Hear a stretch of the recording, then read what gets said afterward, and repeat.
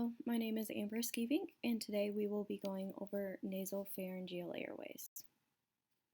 The objectives for today are that students will be able to describe what a nasopharyngeal airway is. Students will be able to determine indications and contraindications for nasopharyngeal airways. Students will be able to accurately measure a nasopharyngeal airway to a patient. And they will be able to accurately place a nasopharyngeal airway in a patient. Starting off, what is a nasopharyngeal airway? Nasopharyngeal airways are thin, flexible tubes that are inserted into a patient's nostril to help maintain their airway. An abbreviation for them commonly used would be NPA.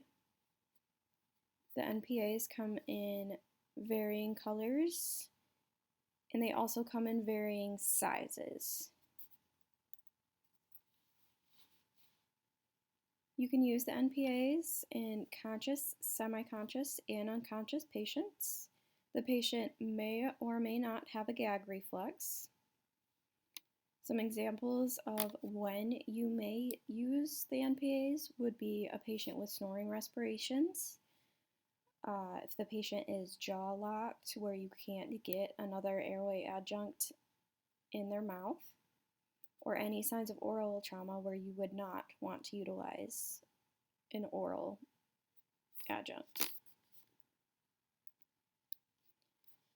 Contraindications: you absolutely do not want to use the NPA if the patient has any signs of a basal skull fracture. So darkening around their eyes, the raccoon eyes that people commonly know them as, cerebral spinal fluid coming out of the ears, nose, mouth. Those are all indications that you will not be using an NPA in this patient. For each patient, you are going to measure from the tip of the ear to the tip of the nose to find out the best size for that specific patient. You should have various sizes available for you, and you just test out which one has the best fit for that patient. After you have measured the NPA to that specific patient, you are going to apply lube all over the NPA and insert with the bevel towards the septum. If you insert in the right nostril, the bevel will already be towards the septum, so you can just slowly insert it in the nostril straight back.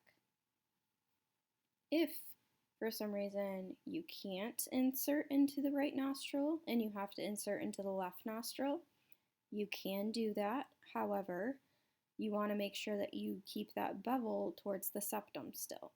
So you will have to insert it upside down and slowly rotate it 180 degrees during insertion to get it back to where it needs to be.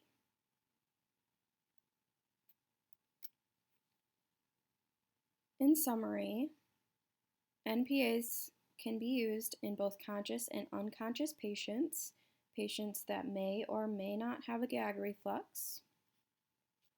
We absolutely do not use them with patients of any indication of a basal skull fracture. You measure from ear tip to tip of the nose, and you always want to insert with the bevel facing towards the septum of the patient. The last two slides, I have included my sources of the pictures I utilized during this PowerPoint. Thank you for taking the time to watch this PowerPoint. Have a great rest of your day.